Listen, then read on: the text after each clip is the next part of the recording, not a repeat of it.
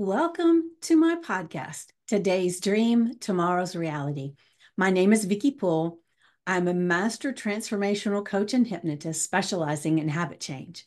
And this podcast is sponsored by the Enlightened Peach, and it's all about embracing our mosaic life.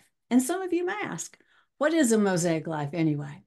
Well, it is recognizing that all the pieces of our life, the good, the bad, the indifferent, have all come together to make us who we are. Change any one thing, and we are different. With that in mind, I invite you to embrace your perceived imperfections and celebrate who you are. This podcast is unedited and raw, just like life. And I am your host. And today I have a special guest. And let me look, it's Tjianna Williams. Her spelling of her name is a little bit different, so I had to write it down to make sure I said it correctly. But before I bring her out and really start talking with her, I would love to ask you to do me a solid. When you're watching this episode or listening to this episode, make sure that you leave a comment, maybe ask a question. Because one of the things that's amazing about all of these guests that I have is they have amazing stories.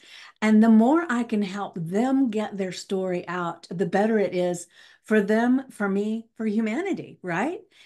And so leave a comment, leave a question, like, subscribe, and share. The only way I can do all of this to help them get their story out even further is with your help. So leave a comment, leave a question, like, subscribe, and share. So now let's get started. So this lovely lady right here, we have connected from a group that I've had others on the podcast, thank goodness, from the is it the Yes Life, your The Yes Yes Life. Life, something like that. It's a group on Facebook that we are lucky enough to be part of. And it's just been an amazing group with people that I've connected with and been able to get onto the podcast. And so I'm super excited that Kayla opened that up for podcasters to share their podcast and have people reach out. So it's been amazing. And Tjianna has an amazing story, and I don't know all the ins and outs. I'm going to discover all this right along with you guys. And I really love doing that because when she tells me something, I go, oh, what?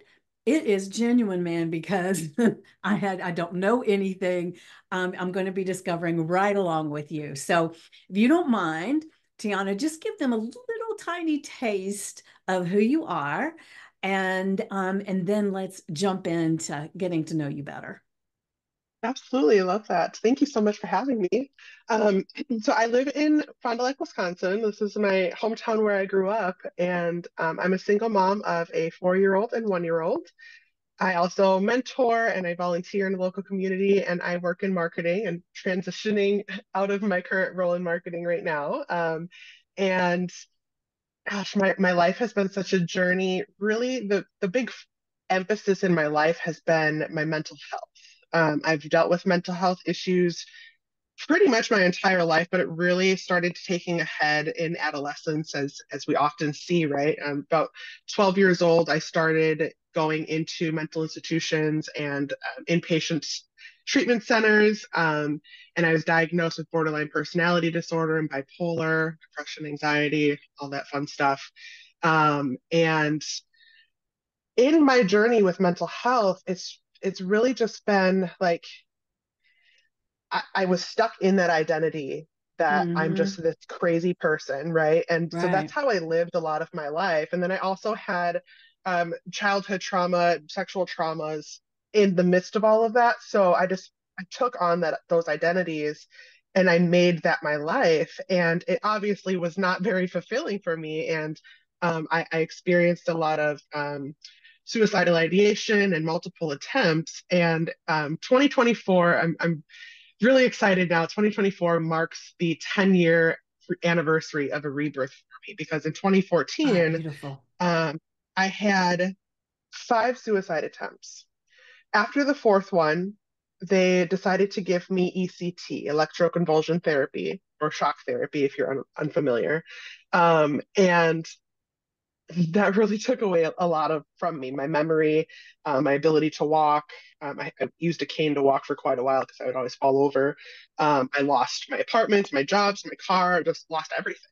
And then a few weeks after they let me out of the hospital from that, I had my fifth attempt, and I ended up on life support for a couple days.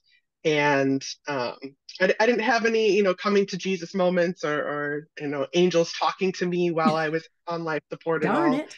I know I wish I had an amazing story to tell about that, but unfortunately, I don't. Although my best friend was by my side throughout that whole time period while I was in there, and So there's she an told, angel. yes, she was Yes. an angel in the flesh, and she sat by my bed, and she would tell me, she just recently told me this. She said, "I would tell you that you're not done yet. You have more to do." Um, I wish I could, I wish I heard her, and was aware of that, but I something subconsciously must have attached to Well, that I because I'm feel here. like you still heard it on some level, you know? Exactly. Yeah. Yeah. Because it is amazing all the research and stuff they've done of even people like in comas. And a lot of times they don't realize that they heard something, but they actually take actions. It's almost like, I'm a hypnotist, and there's things that I tell people in hypnosis a lot of times, and they've asked me to say it, but they don't really recognize sometimes later that they're actually doing those things. It's just like it Interesting. just becomes part of them. And so something she said probably clicked in your subconscious mind, and it said, okay, well, then let's do it. Right. We're still here. We're still here. And Yeah. it I absolutely love that understanding and that idea. It's really something to hold on to for sure. Because I've had the shock therapy, and then probably like 6 months later, I was out in California and I had biological neurofeedback. Hmm. And that's something that it was with a sports doctor, and they use that often to help um, athletes with concussions to help them strengthen and recover their brain. And so I received, gosh, probably like six treatments of that as well. It was like six of the ECT, and then shortly after, six treatments of the biological neurofeedback. And it still took me probably about like almost 5 years to start getting into a more recovery focused mindset, Hmm. and really trying to help myself and change the way that I think about life and the perspective that I viewed life through. So for a while, I was still really angry, like, oh, they messed up my brain and did all these things, and for what? I don't feel like it did anything. And now here I am, and I look back and I'm like, maybe that stuff did have an impact. It Hmm. may not have worked right away, right then and there, and like poof, all of a sudden I'm better. But the way my mind works now is a complete 180 from where it was before. And facing this transition in my life that I'm currently experiencing, like fresh, hot off the press change, um, the way my brain is processing everything is less catastrophic. Hmm. Like the pain and the fear is still very real and it's still there, but I'm able to slow it down a little bit now and say, I have tools, I have resources, I have all this experience that I've gained along the way. How can I use this moving forward and feel more secure and confident in this transition to know I don't know what the hell is going to happen next, but I know that it will be okay. And I don't Yeah. have to freak out because historically, my brain would automatically lead me to, oh my God, I'm not good at anything. I can't do anything right. This is the end of That everything, happens and to I'm a going to lot lose of everything. people. Yeah. And ultimately, a lot of those thoughts would end up leading me to think that this life just isn't worth living. This is too hard. It's too overwhelming. It's impossible. The economy and kids and all these things that contribute to that struggle, just not worth it. And I don't want to be here anymore.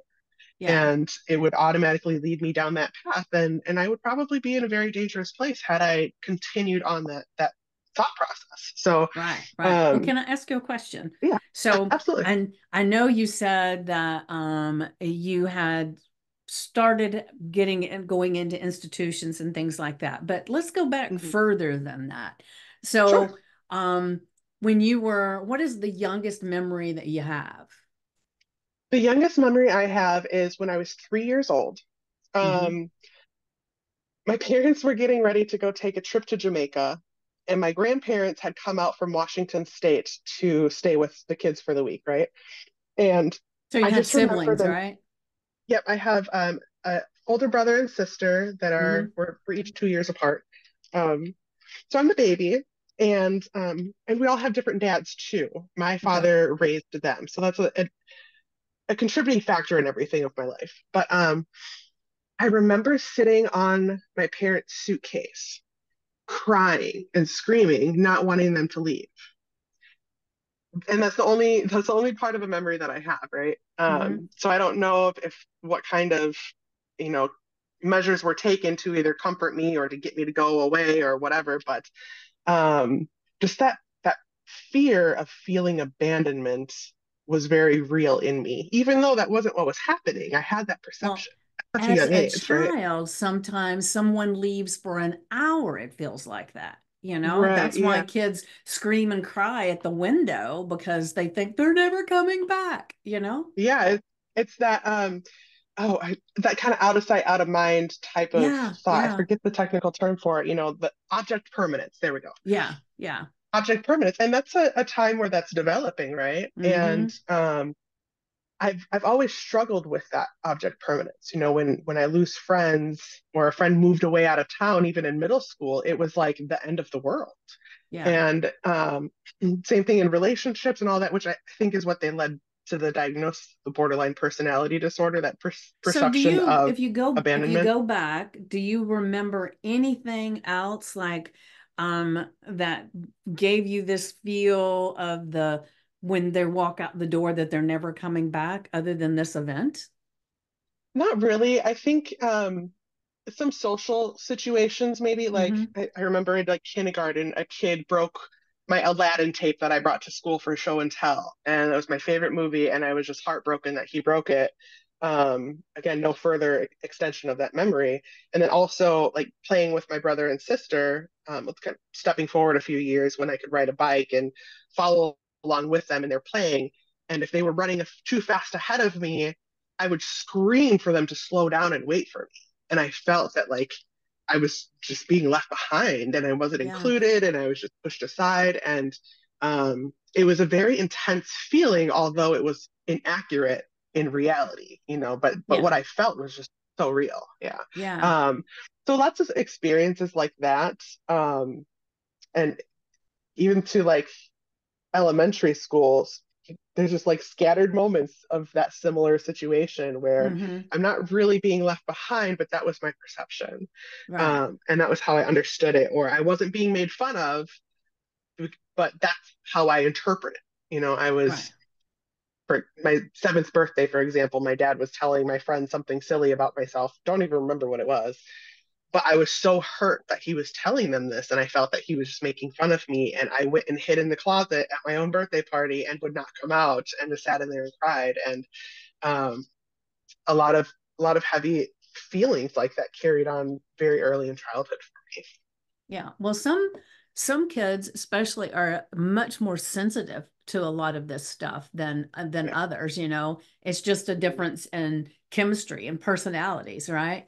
Yeah. Um, so it's really interesting. And, you know, I have a great niece that she had a lot of issues with that same similar thing. And nobody did anything that should have prompted that stuff, you know, but she would just go ballistic when her mother would walk away and she would get freaked out totally. Like if you would go to a place where there were a whole lot of people, she would get really freaked out because she got really uncomfortable when there was a lot of people around. I don't know if she was afraid somebody was going to grab her or what the issue was, but Mhm. and she had a lot um of the things, and she actually had, you know, a diagnosis at one time of, I can't remember exactly what it was, but she ended up being on medicine at a very very young age that um it finally got to the point where I think her mom said, you know, I think she's way over medicated, there's something not right here. And you know, Unfortunately. because if a child is not acting like all the other children, they start Hmm. medicating things. And so I think a lot of times that perpetuates a lot of the issues that kids have growing up, is because all of a sudden they've been medicated with this stuff that does something to their brain, you know?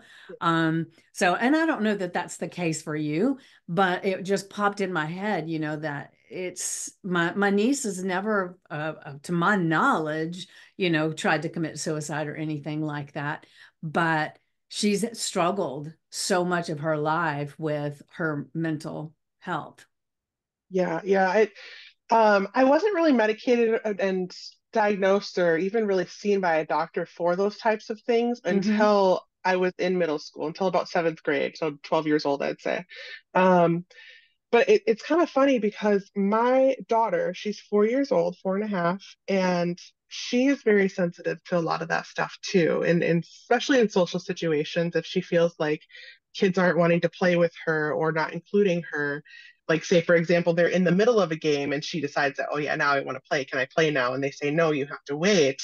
That to her is like, no, we don't like you. We don't want to play with you at all. And Yeah, that's what yeah, she internalized. right. So And how do you help so I her with see a lot that? of similarities.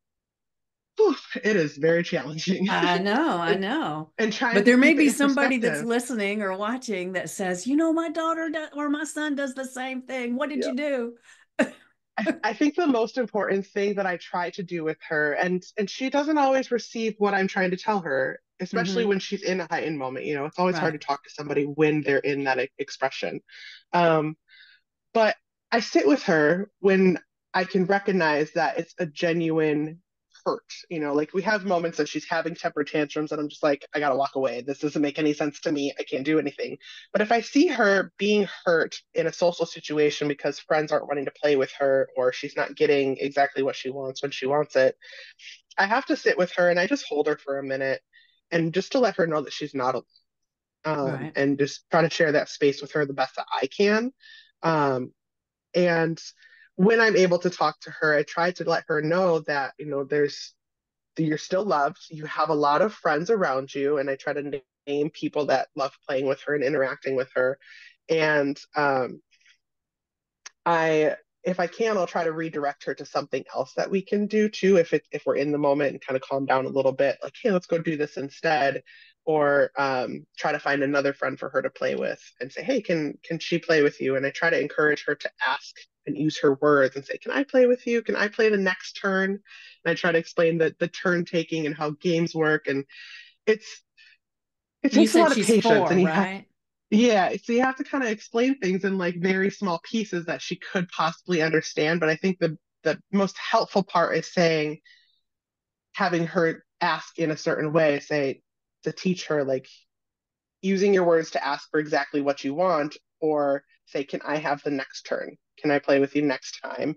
Or to find something else. I think those really help.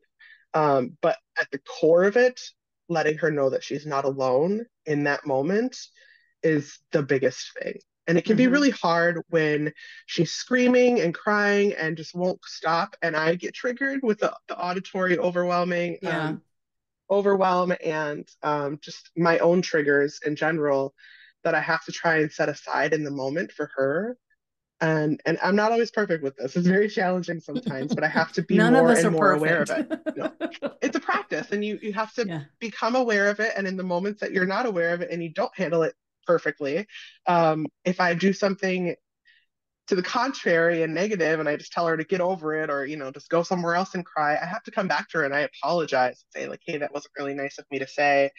And I have to take ownership of the negative and not helpful things that I do too. Mm-hmm. And I see that come out in moments when she's not triggered by something. You know, she'll say, okay, just take a few deep breaths, or she'll say, I'm brave, I can do this, or um, she'll come to me and she'll apologize if she does something wrong without being prompted to apologize. That's So beautiful. it takes a lot of practice, and we don't always see, just like with all of my treatments, you don't always see the results right away. But if you can practice them more often than not and take accountability along the way, it starts to rub off. And Right. um, I'm really proud of people will tell me like, oh, she had this problem today, and this is what she said, something, an affirmation that she told herself, or, did something on her own to change the situation. And so where I feel defeat, I get feedback that is evidence of the effort showing through, and that feels Right. great. And we all So I need think that, that's important. right? Yeah. Absolutely. Yeah. Absolutely. Well, you mentioned something that I want to pop back to. You were talking about when things weren't emotionally charged with her, and then she would talk about her breath and everything. So do you when there's not emotional charged stuff, do you guys sit down and do some breathing and talk about all this stuff? I try to. I get lost in the day-to-day stuff, and I don't take enough deep breaths myself when I should. But we do practice those things occasionally. Mm-hmm. Something that I would like to work on more intentionally with her. But if I'm feeling like just my anxiety riding up um, before bedtime or something, we like to read books before bed.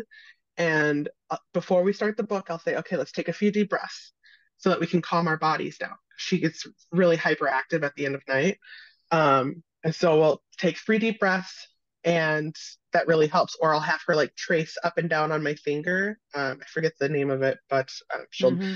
breathe up, tracing my finger up, and breathe out, tracing my finger down. And she'll have me trace her fingers, and I'll do the breathing. So we kind of take turns. I've also sat in on some workshops with breath work, um, whether usually just like short intro Mm-hmm. workshops, and sometimes she'll sit on my lap and listen and follow along and take those breaths with me.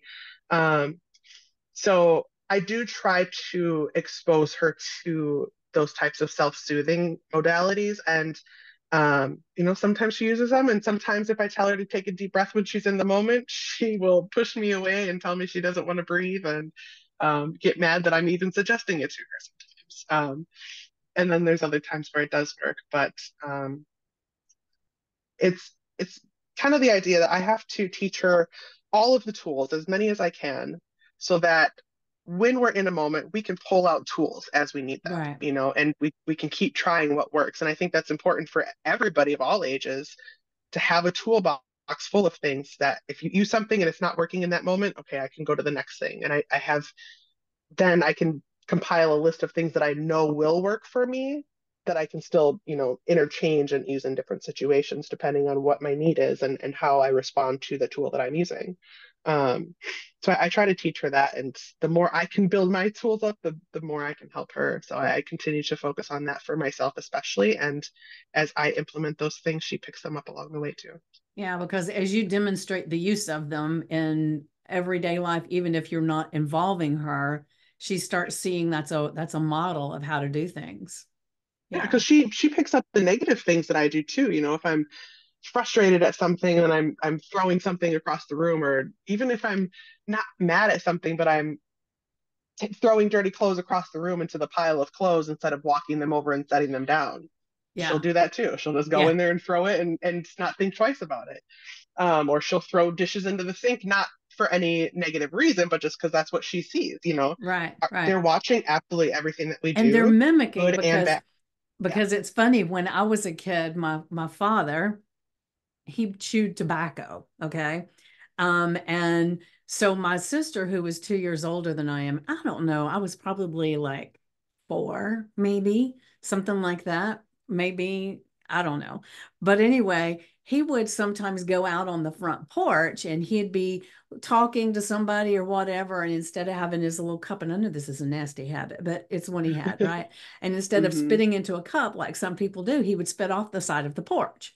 Hmm. And so one day, my sister and I, we were out there and he was not out there. And we were talking, and all of a sudden, both of us started spitting off the side of the porch. We were just spitting, saliva and Yeah. everything. But we tend to mimic whether it's anything we understand or not. It's like, I don't know at Yeah. that age if I understood why he was doing it. It was just part of what he did. And so it was like, okay, Mhm. this must be the thing you do, spit off the side Yeah. of the porch. And that's what we do in our social circles. We do even Mm-hmm. as adults, and it's even a skill that's built into speaking and negotiation, mimicking Yeah. people Yeah. and Yeah. and stepping into that conversation. So we it's important to learn for all of us how to change our behavior so that we can mimic the right people. We can mimic in the right ways that are more effective for us. We can surround ourselves with people that we want to mimic, Right, because right. that whole old saying is you become the five Five people that you're people. around the Yeah, most. Yep. yeah. Um, so it's so true. And, in my middle school, I think one of the problems that I really had was that I was going through so much negative things, and I was surrounding myself with other kids that had struggles in their homes, or they didn't have the guidance that they needed. And I would step in and kind of mimic them. And that became part of my personality disorder. So they call it, of I was trying to identify myself, and I would just follow along with the groups. I was very impressionable Well, and kids, I think very easily to the lead. majority of kids are that way because our sense of belonging is huge, right? Because, And that's a prime time for in development. yeah, and in Neanderthal times, if you didn't fit into your group, you were ostracized and you'd die, so you Right. had to Yeah. fit in, and it's ingrained in us.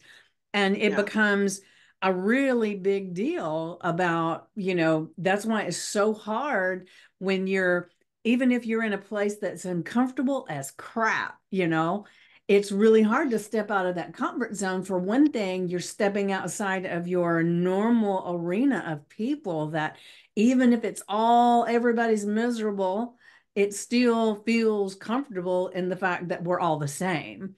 And it's And familiar. yeah, and once you step out of that, it changes because they start seeing you different. And then now where do I go? And that's why so many people have a hard time with making changes because Yeah. they may not like their misery that they're in, but in some ways they're comfortable in that misery.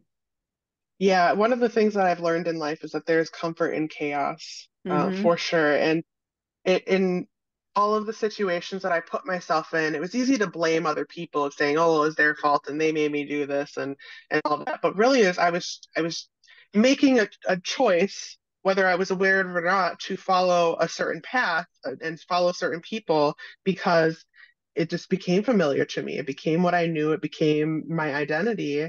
And as I got older and those situations were becoming more and more dangerous, it was hard for me to stop those things because I'm like, I don't know what I'm going to do otherwise. I don't know Mm-hmm. who I am without the chaos. I don't know who I am without this trauma. And that's something that I've been working really hard to re-identify and redefine for myself in these last 5 years, to find who Tjianna is authentically and at the core, not influenced by the people around me Mm-hmm. and my social circles, my upbringing and projections that have been pushed on me throughout my life.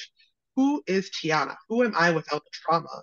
And so I've been working on identifying the things that have been consistent in my life that do make me feel good. So I can kind of Mm-hmm. find a basis of, okay, I really enjoyed these experiences and I would love to do them again.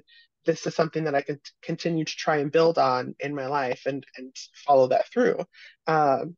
And like skydiving is one of those huge examples. I had an Oh, opportunity to skydive when I was 16 years old with my mom, and it was the best experience I've ever had in my life. And because when it I was so landed, freeing.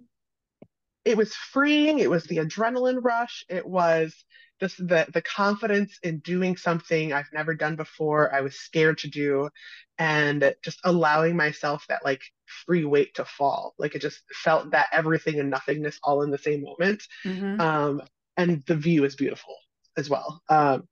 But when I landed, I told my mom, and I had already struggled with relationships and sexual things at that time already at 16. I told my mom, I said, if I could do this for the rest of my life, I will never need another man. Like, I don't need anything else other than just to continue to jump off of a plane every day for the rest of my life. I What have was her not been able to response? do it. She agreed. She laughed, and she had just had a divorce herself in the recent Ah. years, and I think she kind of had a similar feeling in that experience. Mm-hmm. So it was nice to share that with her. Just that opportunity to try something new and feel alive for a moment in the midst of all of our chaos that we had experienced. Yeah. Um, so I'm working on redefining those things and not going back to those old habits and those old things that made me feel good. If I can have a moment of very raw transparency, Do it. um, I in all of my struggles and my identity and trying to find stability financially and having a place to stay and whatnot, I fell into prostitution a lot. Mm-hmm. And probably starting honestly, like early experiences are probably like 15 years old of Mm-hmm. going to sleep with this person so that we can get some alcohol. And a lot of times I was put into those positions by friends. And so even through my adult life, if I felt like I was struggling and had financial insecurity, I would resort back to prostituting myself. Thankfully, I've never had anybody kind of have ownership of me in that sense, and I wasn't in any intense danger as some people in that lifestyle experience. Yeah. So I'm thankful for that. But that became a security blanket. And right now, I'm facing the loss of my job that I've had working for a company for the last 3 years. And, kind of in the back of my mind, there's that instinct of, well, if I can't pay bills, I can do this still. And I See, have I to be was aware of about that to thought. ask, did that pop Yeah. in your head? Yeah.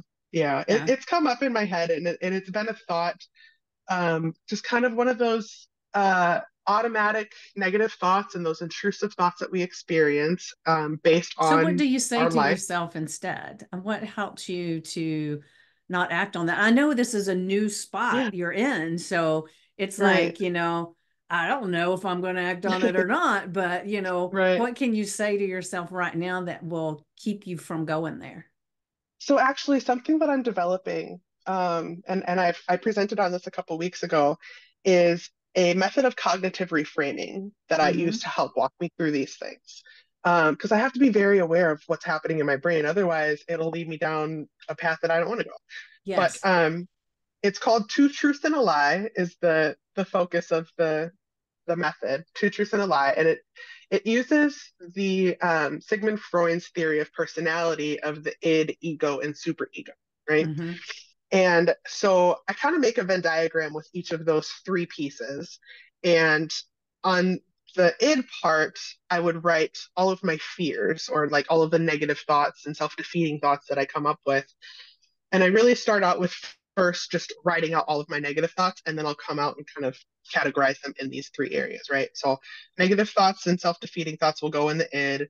And then kind of those judgmental, kind of harsh critic thoughts will go under the superego, because that's kind of like your parent in your voice of like you should do better, you need to be more focused, you need to do all these things, you should Right. whatever. Yeah. Put those in that category, and then kind of that silent whisper of doing good is in the ego in the middle there and trying to find some logic within everything.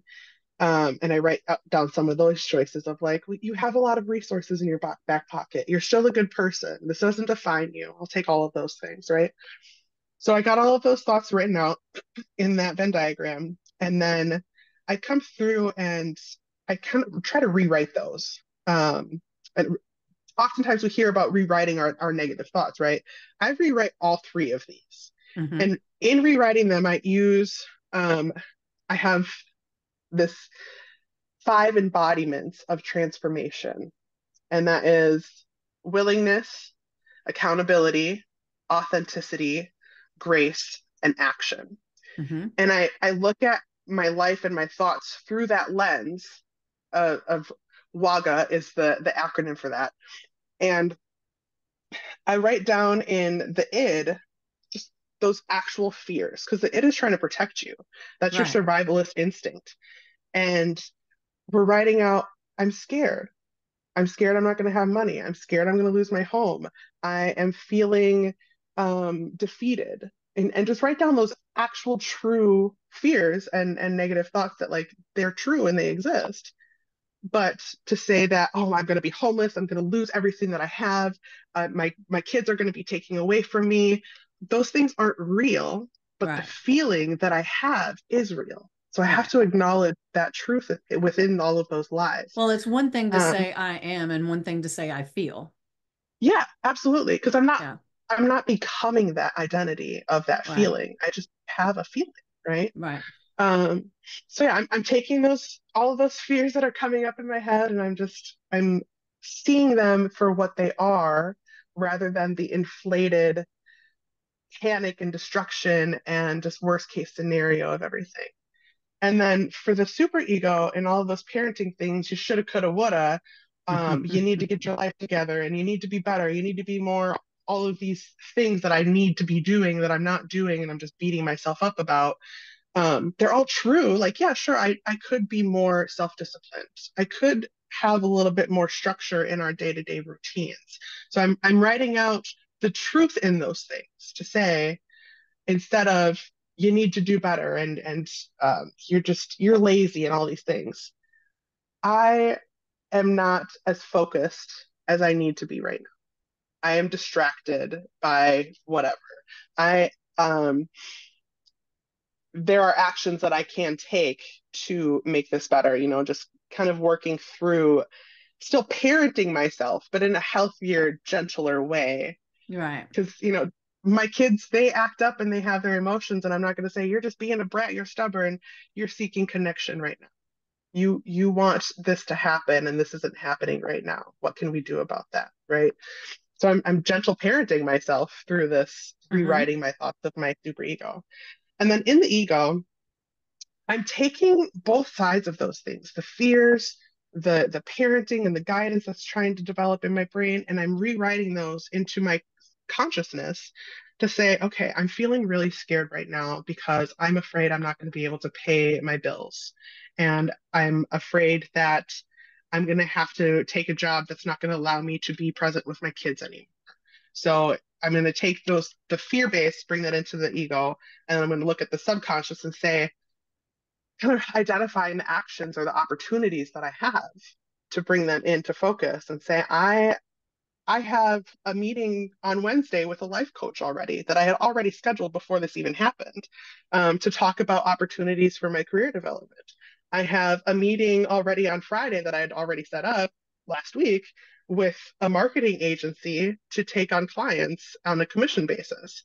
Like, I'm scared, but I'm doing things. I'm taking action. So that fear that is like telling me that I'm not going to be able to pay my bills, I'm able to look at it in different ways, say, yes, I'm scared, but I have options. Right. Yes, Right. I'm feeling sad and I'm feeling incompetent, but I have resources and connections that tell me that I know what I'm doing because people seek me out to do things for them, right? Right. So it's just an expansion of rewriting our negative thoughts to look at them and how our brain is operating with things. Because if I don't look at those, I'm going to just have a whirlwind, a tornado, a hurricane of Yeah. thoughts. And I can't grab onto that. So that'll just send me into this overwhelm and this panic that will shut me down. And it will lead me into a deep depression that's very hard to get out of. And it's hard to see anything else through the perspective of hope and potential if I Right. just let those thoughts kind of go crazy. So that's what I've been working myself through to kind of gain control of these thoughts and to recognize that, like, this is not the end of the world. This is a season of change for me right now. And within my ego, I'm saying I have a lot of experiences from my previous career to bring into this next journey. How can I use all of these experiences and all of these things that made me feel good into the next chapter? How can I bring them forward and do something that is fulfilling for me? Um, and so, what is fulfilling for me is um, public speaking and psychology and helping people just find their path in life. And so I'm trying to figure out the best plan of action for myself moving forward from here, to be able to support my family and to do something that I love and to use the skills that I've gained throughout the years. Um, so it's just it takes a lot of intentional effort to sit down with those thoughts and those feelings and sort them out. So I highly recommend for people that don't normally listen to their thoughts and sit with them to work with these things through a professional for sure. Um, or somebody that you trust and know, can be there to support you genuinely. But I do this on my own a lot. Yeah. Just and I don't even write it all out sometimes. I'm just sit there spewing in my head, and I do let them spin around. And it's like in that big money machine that you stand in and you try to catch all the money coming in. Yeah. That's what I spend my time doing, almost every day is I'm in my head a lot and I'm sorting through all of these feelings and emotions, trying to catch them as they come out and categorizing them so I can say, this is valid, but this is not reality. This is the truth in that, and this is the truth in that. And these are all of the lies that you're telling yourself because you're trying to protect yourself, because you're trying to find that comfort in all of the chaos rather than stepping outside of that chaotic comfort zone into something a little bit more challenging, but is more fulfilling and just healthier, honestly. It's just Right. stepping away Well, from all of this that. is So, yeah. something that I help my clients with too, because I'm a transformational coach and a hypnotist. And the thing is that most of the time we have a lens that we're looking through the world from all of our past and everything. So what we see is going on is totally different what that somebody else would see. Right. And so sometimes it takes that other person, because I like to say the reason a coach is so important is because you're stuck in your shit, so to speak, Mm. and Hard to see you're outside of that. you're treading water, you're in mud, you're working it out as best you can. And but if you have a coach or something that is here, it's almost like they're hovering above and they can see, oh my God, all you needed to do was take a left step and you'd be out of the mud and you could go here and you could do that. And they just give you they can see things from a perspective, because we can never, ever um, create something amazing out of being stuck in the mess, right? Yeah, And so yeah, what you're talking about is amazing. And and I'll have people to sit in silence and just kind of get connected. And I will say, one of my clients, when I first had her just even taking a few moments to herself, she couldn't find it. So it was like, okay, how often do you go to the bathroom? She said, what? And I said, choose one of those bathroom trips and set a timer for 5 minutes. Stay in there for 5 minutes, whether you're sitting on the toilet, washing your hands, sitting on the floor, the side of the tub, whatever it is. The world will still be there in that 5 minutes, and just be, yep. Just so that feel you it can all. let some of that noise just kind of stop coming.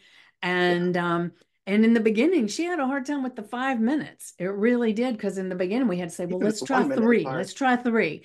And then, then it got to be five. And now she can take trips and actually spend time for herself. And it's amazing to see, you know, and that's one of the things that I sometimes struggle with too, because like I said, when you're in the middle of it, it's hard to see the way out Yeah, from a different perspective. I mean, we can see a way to trudge through, but to see the better way, it's really not that easy when you're in it. And that's why I love that you already had this meeting set up with the life coach, because yeah. it's like, when do you need a life coach? Right now. Right now, like 3 weeks ago, probably, but right now Yeah, it's great too. Yeah. yeah, yeah. Um, and I, I, I love to look at life as a choose your own adventure book. And Mm-hmm. this perspective kind of helped me recognize that there are multiple paths that I could choose from at any given moment.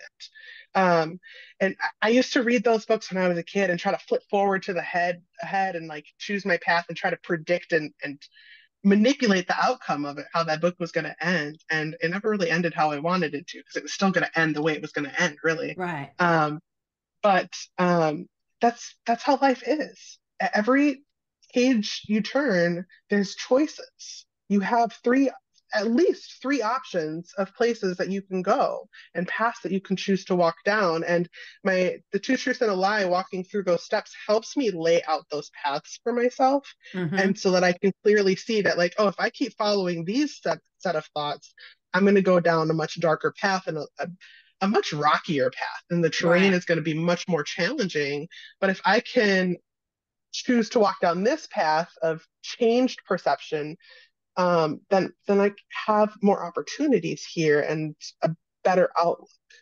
Um, and so in the two truths and a lie and laying those things out, there's the understanding that these areas of our brains are developed by the time we're school aged. Mm-hmm. And so all of the experiences that we're having during those times and into our adolescence are influencing the way that these parts of our brains think about everything. Yes. And yes, it helps to bring somebody else in to show you that, hey, this is a skewed perception based on your experiences. How can we rewrite this based Yeah. on what is real? Um, and so, yeah, it really helps to have that third person helping you identify what those paths look like and help lay them out before you. And I do this process for myself, but I still need a coach to help Yeah. me Well, sort I do through this for like, myself and I still have a coach, uh, right? exactly. It's It's just so one of the important. things. And when you think about it, there's not a really high level um, entrepreneur or high level sports person that doesn't have a coach Very because, true. you don't know what you don't know, right? Right. And that's a Yeah. cool thing because that helps me give myself grace. Hmm. Knowing that even doctors have to look up the answers, Yeah. me the ability to have grace with myself. Nobody is perfect. Nobody is going to know everything. Yeah. And everybody needs somebody to consult with at one point in time or all the time. And that's totally okay. Like, we're humans. We're not Yeah. going to have it all figured I out. I may be having the information off, in which if I do, everybody can just forgive me. But I think if I remember right, it was Einstein. I'm not sure that he was being asked about something in a trial or something, and they were asking him for, how do you know this? How do you know this? How do you know that? And he said, I'm intelligent enough, but I hire people to know the things that I don't know. That way I Yeah. don't have to do it. Is I it don't know who that Einstein? was. You know I'm what I'm not talking sure. about, right?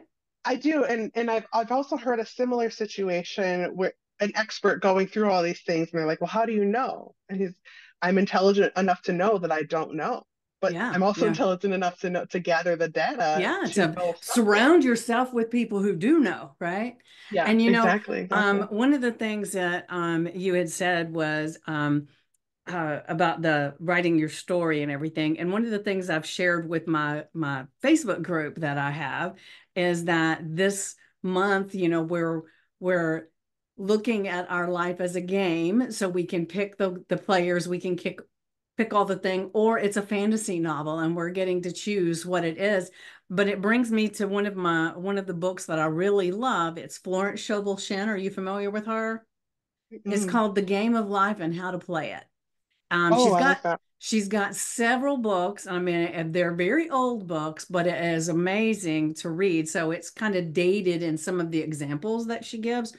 But I've Mhm. got a compilation, I think it's called, where it's got a whole bunch of her books that I'm looking to see. I don't see it up here on my shelf, but it's here somewhere. But it has several books in it, and so I just get it and read it, and it's amazing. But it's the game of life and how to play it. So check Yeah, that out because it goes right along with some of the stuff you were just saying, and yeah, I got that on my list. I'm excited yeah, to check that it's out. beautiful. It's beautiful. Yeah. Um, Real quick before we start wrapping up, one thing that I want the world to know on top of the Wagga and the two truths and a lie is we've all heard that ancient wisdom of the dark wolf and the light wolf and which Hmm. one's going to win, Yeah. whichever wolf you feed, right? Right.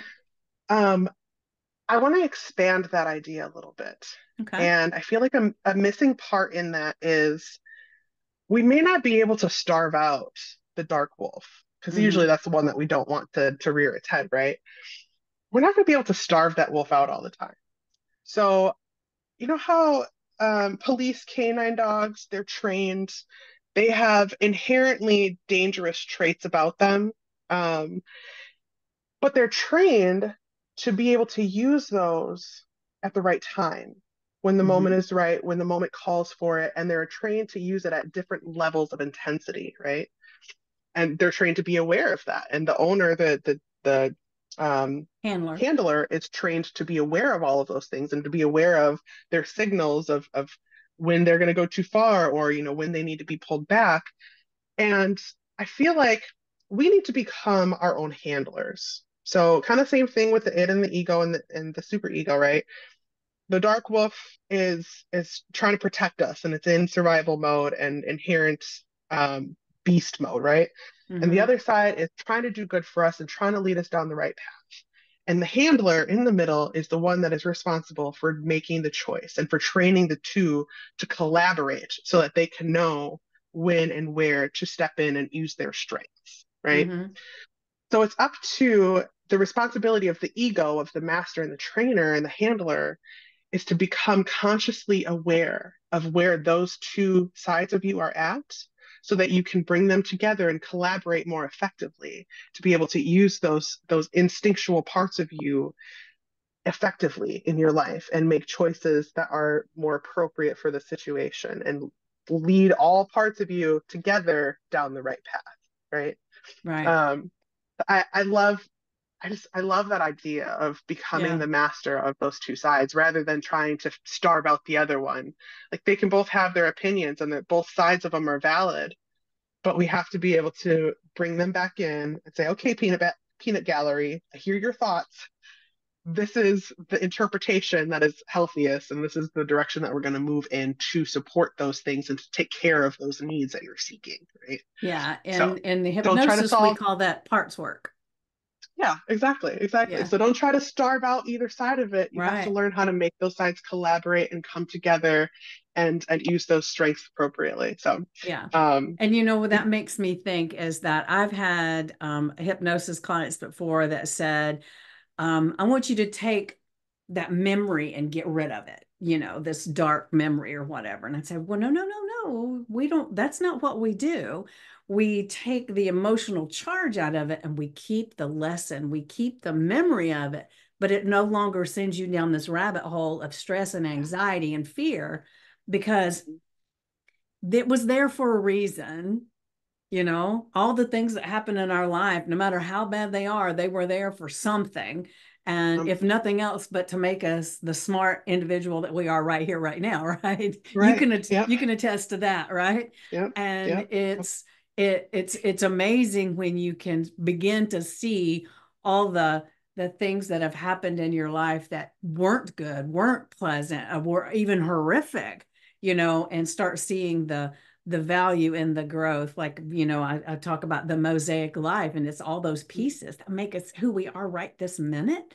It is so And beautiful. yeah, and so for me, it's like, even though I haven't had the experiences that you have, but I've had some pretty tragic things that have happened in my life, but I wouldn't change any of them just because it created this person that I am now. And without them, I wouldn't be the same. And I like who I am. And I get Yeah. from you, even though you still have this stuff going on, which we all do, just at different levels and different little things that are happening in the brain. But we all have things that we want to do better or wish we had done different. And we're still learning and growing all the time. And if you're not, what is it they say? If you're not learning, you're dying. So, or you're not growing, Right. you're dying, right? Mhm. And so it's beautiful to be able to see this smile on your face for those people that are just listening and not watching. She's got a beautiful smile. And when she talks about all of the stuff that she was just talking about, the id, the ego, and her acronym, and all those things, it's like this lightness comes to her face that, so I just want to say thank you for sharing that part of you because it's beautiful. I And appreciate that. whether you internally know how beautiful you are. Thank you. I really appreciate that. And I've been working hard, and I appreciate all of the darkness that I faced in my life because it's led me to find light. It did Mm-hmm. take a little bit of intention and some thought into everything, but I would not change those experiences as dark and as painful as they are because I'm now in a place in my life where I've been able to learn from all those things and internalize the lessons of them rather than the pain. And now I'm turning them around into tangible tools and messages that others that have experienced similar experiences or feelings and they can say, I wonder if this tool can fit in my toolbox. I wonder if Yeah. this will be something that I can use for myself. And I think that that's such a beautiful part in life is when we can take all of those challenges and turn them into something that can spread light into the darkness that others cannot see. Yes, yes, yes. It's like you Absolutely get love to that. you have a bunch of people in a dark room and you get to flip the light switch on for them, right? Exactly. And there's nothing more joyful for me in life is just to be Yeah. able to share that light with other people. And I work very hard to shine the light where it cannot be seen. So yeah, Yeah. that's my Beautiful. mission in life now that I've got a second chance at life. Yeah. So I agree with your friend. You still had work to do. Yeah, You weren't done yeah, yet. yeah, yeah, Well, I know you just shared an amazing stuff right before we've gotten to this point, and we're right at time. So, is there yeah. any one last word that you would like to leave anybody, or have you pretty much feel like you just said what you were going to say? I can't just say one word, but I just want somebody out there to know that there is hope and that they're not alone and that their time is coming for Yeah, sure. beautiful, beautiful. So I would like to say that anybody that's watching or listening, if you've ever had any of this tragedy stuff, this feeling like you're totally lost in life and that there's no purpose in moving forward, and or if you know anybody that has that, especially if it comes down to suicidal thoughts or anything like that, because most of the time attempted suicide is permanent, but for a select few, maybe it's not. And so if there's anybody, yourself or anybody that is struggling with that right now, definitely reach out. I'll have all of her information in the description so that you can check her out on her social media and reach out and just ask, what can I do to help someone? And leave comments. Like I said before, leave comments, leave a question, because we can go back and we can check and see, what people are asking. And I mean, she is a tool right now that you can use from your tool belt. And so I can't say it strongly enough to reach out, because you can hire coaches.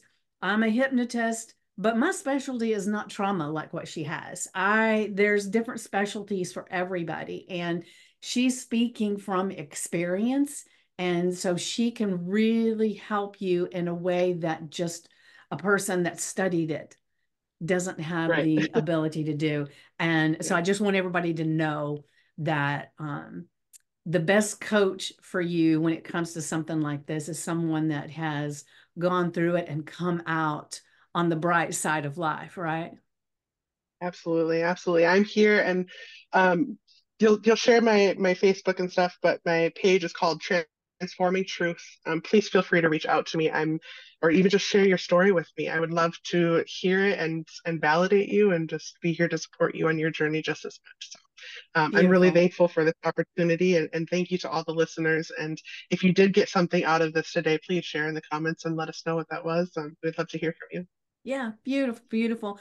And I'm going to leave everybody with the quote that I leave everybody with all the time. And I don't know why, it's just my favorite quote, and it seems to be fitting to everything. But the best way to predict the future is create it. So what are you Mm-hmm. creating? And if you're not sure, reach out. We got you, Mm-hmm. right? All right. So with that said, have a beautiful, exceptional life. Mwah.